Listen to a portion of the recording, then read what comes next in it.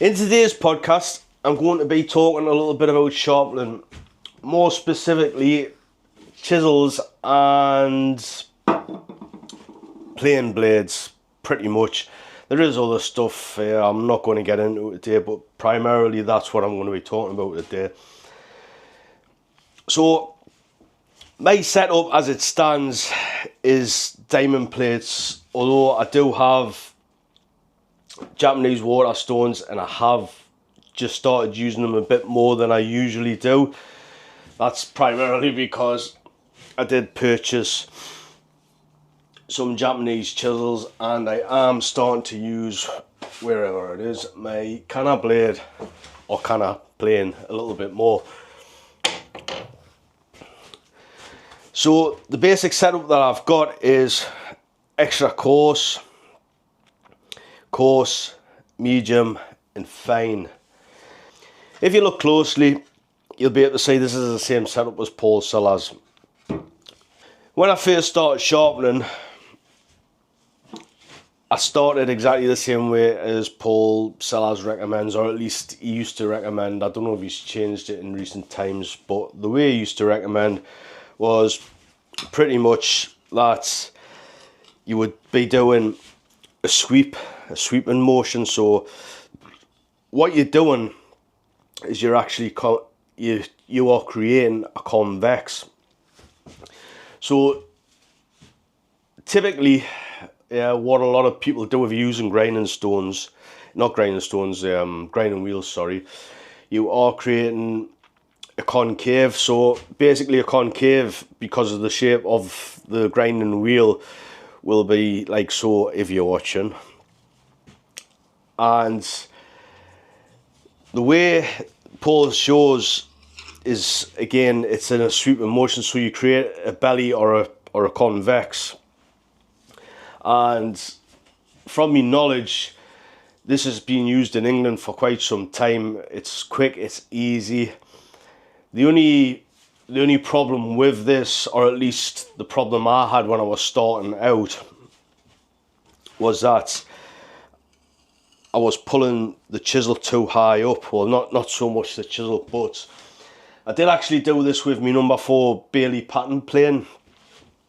And over the period of however long it took, I can't quite remember how long it took, it went from being like, wow, like over the moon with it, to not taking a shaving at all. So I did actually send an email to Paul Sellers, and Paul Sellers kindly replied. I'm not sure if it was Paul or maybe one of his team, but whoever it was that did actually send us a reply, and what they'd said straight away is that because the way I've been sharpening, it's most likely that I've actually started to put a heel. So I'm going to try and demonstrate what I mean here. So this is the back of a diamond plate, and because I'd sharpened it at too great of an angle, you probably cannot see that on camera. I'm exaggerating the angle as well here, but basically you're creating too much of a heel or a belly, and the top of the arc, if you like, or the convex or the belly, was making contact with the workpiece, and the cutting edge wasn't. Same again is because I was creating too much of an angle when I was pulling it back. So I realised I was doing that. Well, I didn't realise I was doing that. Paul or one of his team, kind of enlightened us on that. So once I was enlightened with that, obviously began to correct it. So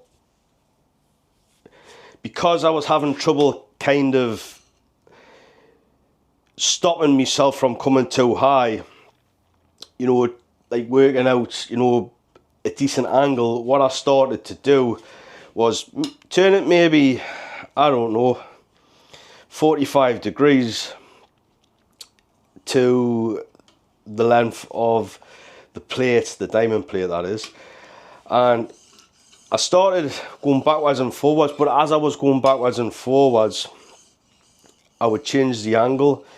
So, you know, when I got to a nice angle,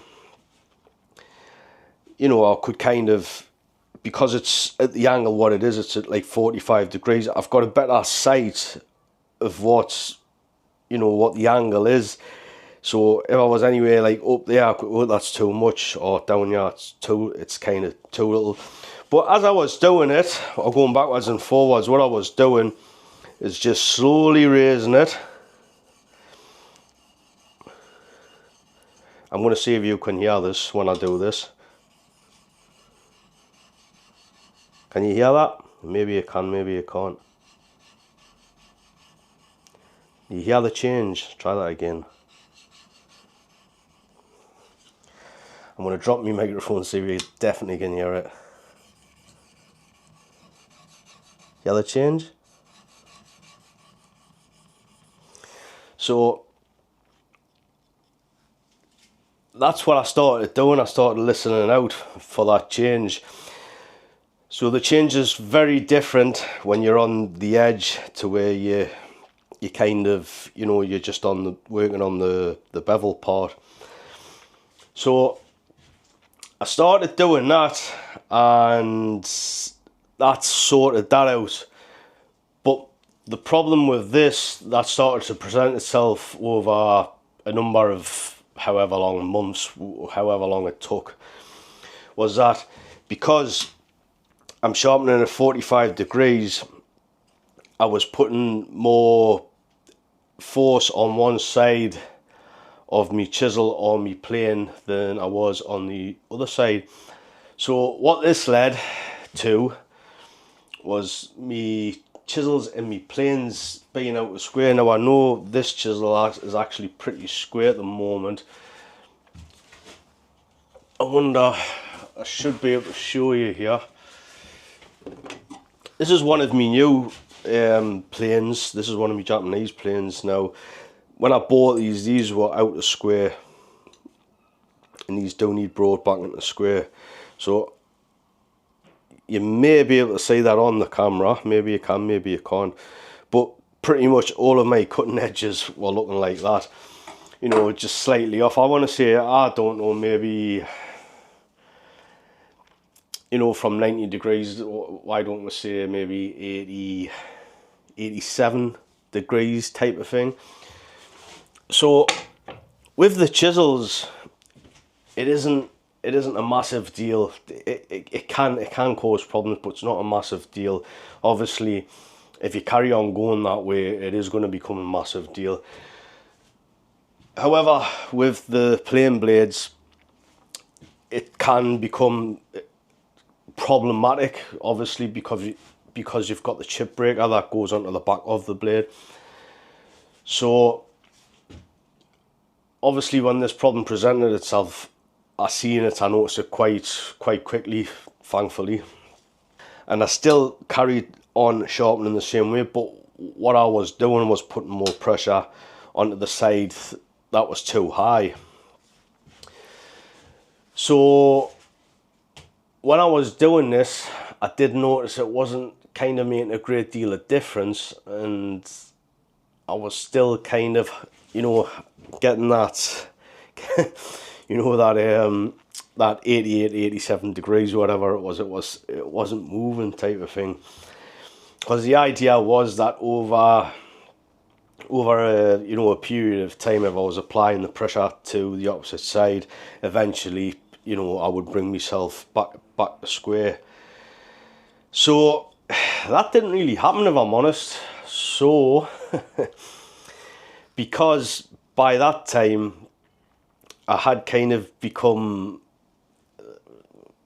let's not say proficient, let's say I got a lot better at sharpening. You know, I was getting consistent results. So I felt confident enough to change from the 45 degrees to straight on or parallel to the sides, or 90 degrees. And rather than do what I originally started with, I still didn't feel comfortable with that, and I still don't feel comfortable with that, if I'm honest. So what I stuck with was going backwards and forwards and just very gradually raising the angle and listening out for that change what I demonstrated before, the change in sound. And what that done was that it had, or what it's doing rather, because there is still some not quite square yet. This chisel has pretty much brought itself back into square, or I've brought it back into square. So by doing it this way, I'm able to put equal pressure all over the blade, and have this blade I have brought back to square, and I believe my number 4 is kind of getting there. That was starting to get pretty bad.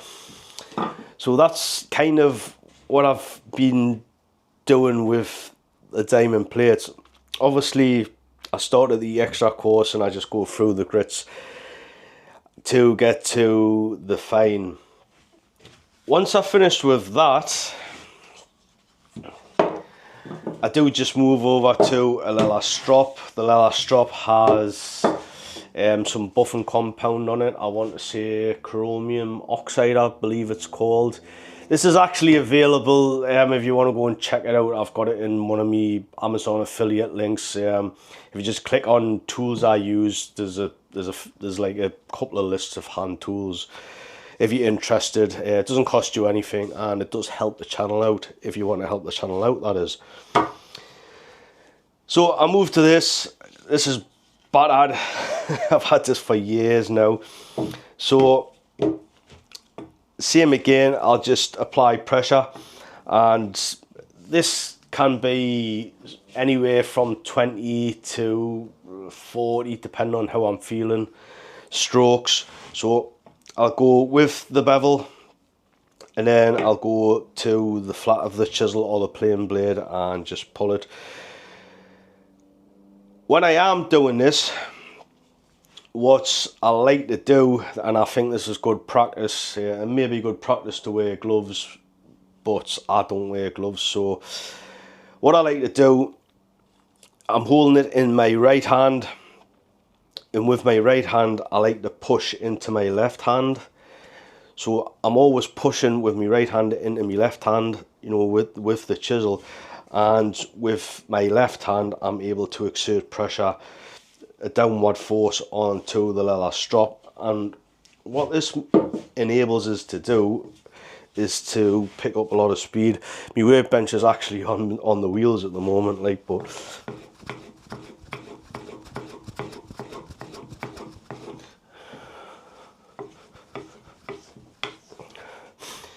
like so. So as I said, that can be anywhere from 20 to 40, and just in case there's any burr left, because that's the whole process of sharpening, creating a burr, then removing the burr, I'll just run it through the corner. I'm being posh here because normally I would just use my workbench. It's just how I am. So that is the bog standard sharpening for me, and I sharpen all of my chisels minus the Japanese chisels and the Japanese kanna. I sharpen all of my western planes, my router plane, shoulder plane, spoke shave, things like that. Pretty much all the western stuff gets sharpened on here. Something to note about these diamond plates is that they will not last you forever. Some people will tell you they will last you forever, they'll last you for a lifetime. They will not last you for a lifetime. The reason for this is because over a period of time you will change the grit on these. So this fine, this is no longer a fine. This is probably closer to an extra fine, or an extra fine, whatever the grading may be. It's also the same as the extra course. This extra course is no longer an extra course now. With the extra course, it is very predominant that you can feel this. So when I'm moving my fingers along the majority of the diamond plates, I can feel the grade of it. It is pretty, you know, pretty the same all the way across until I get to the ends, especially this end. So the grit or the grade is very different, and the reason it's very different is because when you're using your chisel, or at least me, I don't go close to the edge because it's easy to slip off, and you know that's how accidents happen. And it's the same when you come to the back. It's very easy, especially if you know you're applying a lot of pressure, easy for you to come off, slide down, and if your fingers are there, you know you're gonna have, you know, your fingertips missing. So that's why I like to stay away from the edges of these.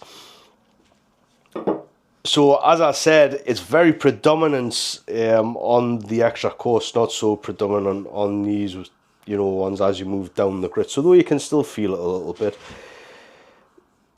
even to a degree with the, you know, the fine, you can feel it very slightly.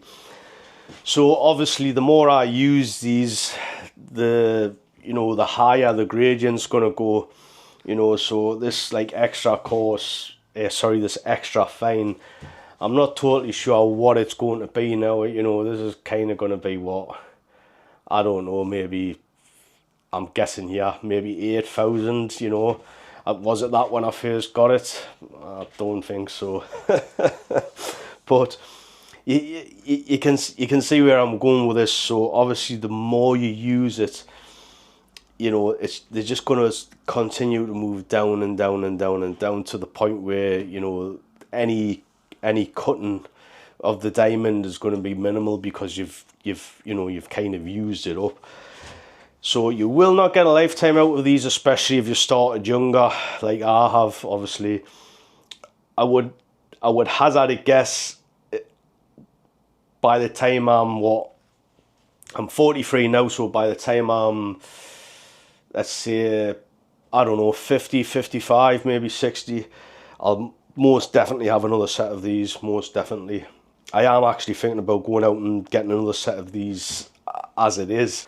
They are still cutting, but as I said, the grits are getting higher and higher, so it means, you know, they're not so coarse at this end anymore, which in turn means that depending on the severity of the sharpening, I don't know, maybe I've took a nick off the corner, I've damaged a corner, or there's a nick you know, in the middle of the blade, and I've got to, you know, work that out. So it would be easier just to use a grinding wheel, but I haven't got a grinding wheel. You know, I may look into something like that in the future, who knows, or some sort of you know, some other sort of sharpening machines that there is kicking about, because there is, like, you know, a number of machines kicking about. So that might be something I do look into. But going back to, you know, the grades, at the moment this is my sharpening setup, and obviously I've got the whetstones and that's it. So I don't want to be spending hours and hours trying to get a little nick out when it can be done with some, you know, new diamond plates that are the grit they're supposed to be at. So as I said, they will last you a long time. A lifetime, definitely not. Maybe someone who's a little bit later in life and they've started doing this as a hobby, yeah, I think you should be good, most likely, unless you live to, you know, like 110, 120, you know. Hey, fingers crossed for you guys. I hope I live that long as well. Next up, I'm going to talk a little bit about my Japanese water stones. And I say a little bit because there's a lot I do not know about these. And I've only just started using them regularly, let's just say, because I've got Japanese chisels now, which I'm using regularly.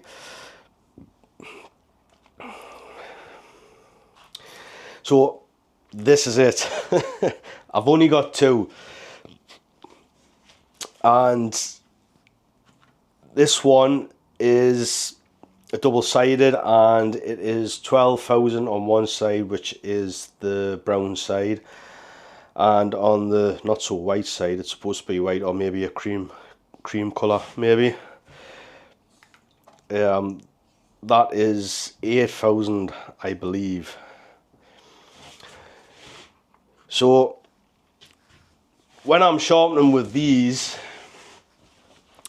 I do, if it needs it, use the blue stone. So this blue stone is, I think that's like 250 grit, so that's really coarse.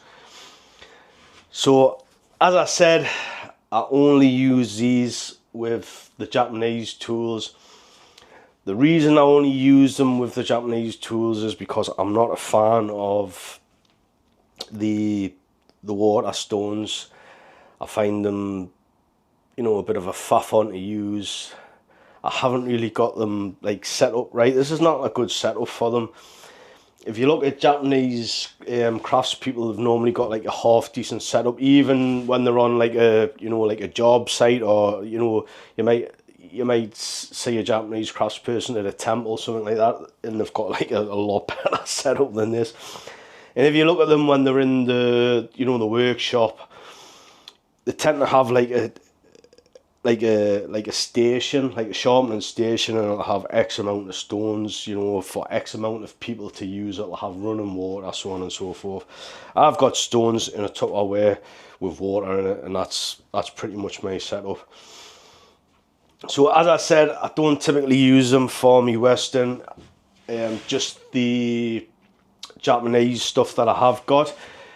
The reason I use them on the Japanese and I don't use my diamond plates for the Japanese is that for some reason, and it might be me, I really don't think it's me, but it could be me, the Japanese steel does not like the diamond plates. It feels wrong, and it just doesn't, it really just doesn't go. Now I have tried to sharpen with the diamond plates, and the steel, the Japanese steel, just does not like it. It feels like it does not like it. It feels awkward to me. As soon as I bring those Japanese chisels or the plain blade to the water stones, it's totally different. So I don't know if that's because of the sludge on the Japanese water stones. I'm going to kind of say it is. So with these stones, one thing that I've recently just found out is that when you're flattening these, so for those of you that don't know, when you're using these water stones, they do have to be flattened. So it's quite common to see Japanese craftspeople using a diamond plate to take over the top of the stones that they're using, just to make sure that they're flat. So one of the things I found out quite recently, we were watching someone, and it did make a lot of sense, is that when you're sharpening your chisel, you should periodically, as you're sharpening, be flattening the stone. Now I didn't know this, and I've never heard of it anywhere, I've never read it anywhere. I might have just been looking in the wrong places, but I was kind of watching this guy, or rather reading the subtitles and trying to watch him, but he was basically saying that when you're using the water stones, you should be flattening them, because they will go out of flat very easy. And I did actually try this out, and lo and behold, it is very right. So when you're sharpening, however long it takes, I can't remember, but it was very quick, and I hadn't finished on this particular stone on the brown side of my water stone. I hadn't finished doing what I was doing with it, and I did actually get a ruler out. I cleaned all the sludge off, I got a ruler out, and I checked, and it was, I could start to see like you know, daylight through it. There was starting to become a belly in the stone. So with this new knowledge, when I do use these now, I make sure that periodically, you know, however many strokes, I'll just I'll just get this and I'll just go over the stone a few times. And I must admit, now that I do that, I am getting a lot of better results with the sharpening, because when I first started sharpening with these, and this is another reason that I've shied away from these for so long, is that I wasn't particularly getting good results. So when you do use these, you will find it is very common when you're using them, or you see people using them, is that they will go parallel to the side. So you've basically got 90 degrees to the very end of the stone itself, and you will see Japanese craftspeople going from one side to the other, or if you're just new, they do actually advise just little strokes like so. But if you are doing this, just try to make sure that you're using as much of the stone as possible. So when you're doing this, you're going to minimize any sort of belly that you will get in the middle. You are going to get some sort of a belly or an arc in the middle. It's just inevitable, and it will happen.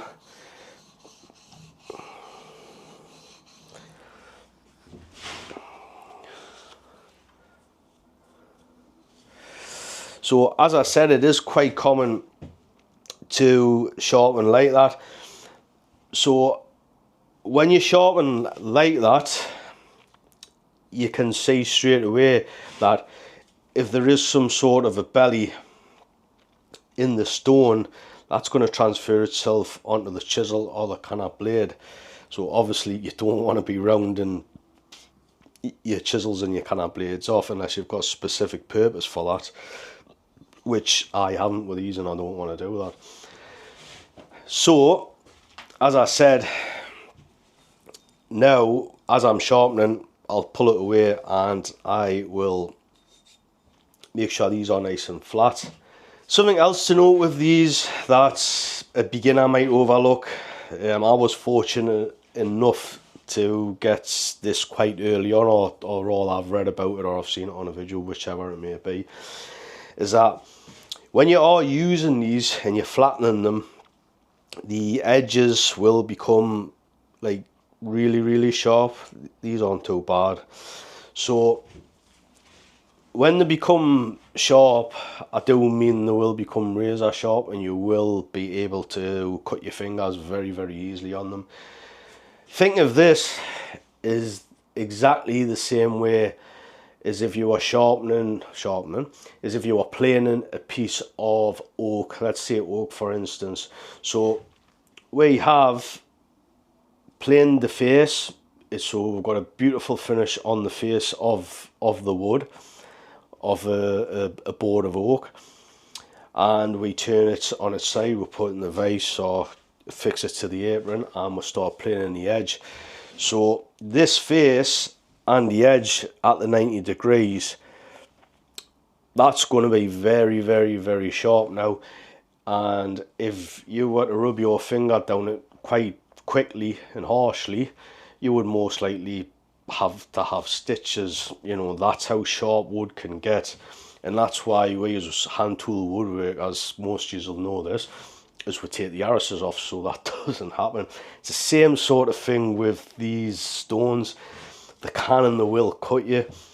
I've been fortunate enough, as I said, to, you know, not have to, you know, go through that, because I do take the time, and I will just run the diamond plate over the edges. It doesn't take you long to do, and that's it. It's just nice and easy.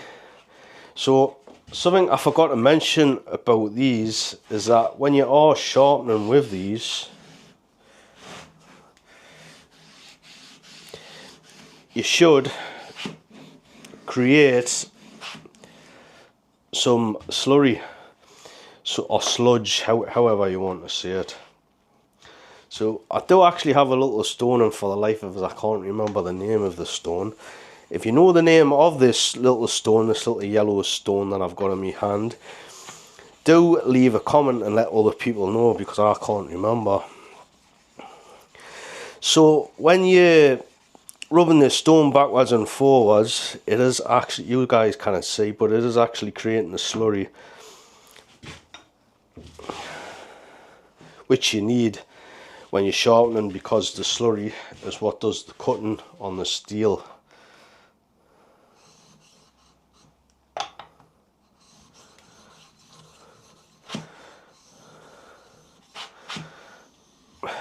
So I'm not sure if you can see that. That's kind of how fine this is. This is kind of the same effect that you would get with a leather strop. I do believe the leather strop, the green chromium oxide, is actually a higher grade than this. This is 8,000. I'm not sure what the chromium oxide is at, but I do believe it's like a higher grit. It's like a buffing compound. This does pretty much exactly the same.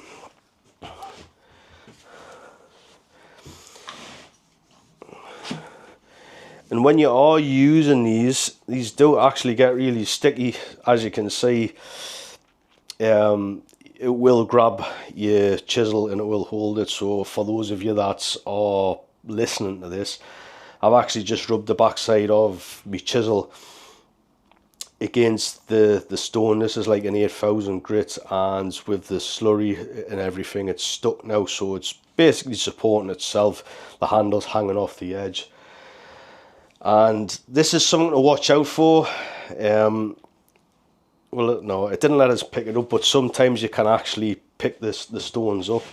So, you know, this is something to watch out for, because sometimes it can stick, and then when you put a bit too much pressure, you know, like a forward pressure, depending on which way you're sharpening, you can actually take a big gouge out of the stone with the corner of the chisel. So, you know, be careful when you're doing things like that.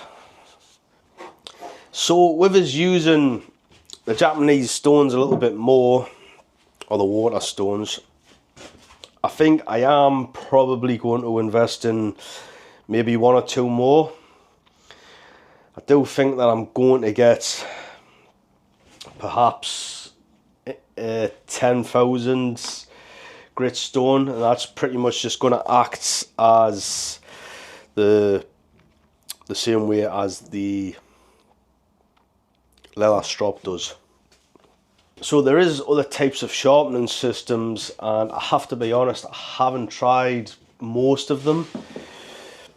So there is Scary Sharp, which is a sandpaper, and I haven't tried it. I don't think I'm going to try it, simply because what I'm led to believe, and just by looking at it, is that you use a honing guide. I don't like honing guides. I don't use honing guides. I've never gotten on with them. Any of the sharpening you'll ever see us doing, you'll never ever see a honing guide, because I don't even think I own one now. If I do own a honing guide, I've absolutely no idea where it is. I mean, each to their own, but from what I can gather with the Scary Sharp system is that you'll use a honing guide and you pretty much just drag it back, and you'll put it back on, drag it back, you'll lift it, drag it back, drag it, drag it, drag it. So the thing I don't like about this is that you're dragging and you're not able to push forward. The reason you're not able to push forward, I'm guessing, is because you're going to dig into the sandpaper and you're going to cut the sandpaper, which obviously you don't want. So apparently, again, I don't know this, but apparently when you do sharpening with the Scary Sharp system, you're supposed to get extremely sharp results. You know, your cutting edges are like ridiculously sharp, Scary Sharp. You know, that's apparently it's named appropriately. But again, if you listen to me for any amount of time, you will know I like to sharpen and I just like to get back to it. I don't, you know, and it's the same again. It's like, it's each to their own, because there's a lot of people that will spend a lot of time sharpening the tools. You know, you've got people that'll get all of the chisels off the wall. So I I don't have a lot of chisels. I've got like my set of Japanese chisels and my set of Western chisels. It's like, all in all, it's like, what have I got there? There's 5, 6, 7, 8, 9, 10. All in all, it's 10 chisels. And I'll be totally honest with you, there's no way on earth I'm going to get the full 10 chisels down and go through all of them and sharpen all of it. It's just not going to happen. What I'll do, I'll use a chisel. I'll pick a chisel up. If it needs sharpened, I'll sharpen it. If I'm using it, I'll use it until it needs sharpened, then I'll sharpen it. And that's just the way I work. I do exactly the same with all me blades, plain blades, whether it be Western or Japanese. If it needs sharpened, I'll sharpen it. If not, I'll work until it does. But having said that, what I said before, each to their own, and some people find this really therapeutic. I particularly don't, you know. So again, it's each to their own. But as I said, I like to, you know, be done and dusted and back to it. Right, I think I'm going to call it there for today, guys. So let us know what you think in the comment. Let us know how you guys sharpen. And until the next time, I shall say and speak to you guys later.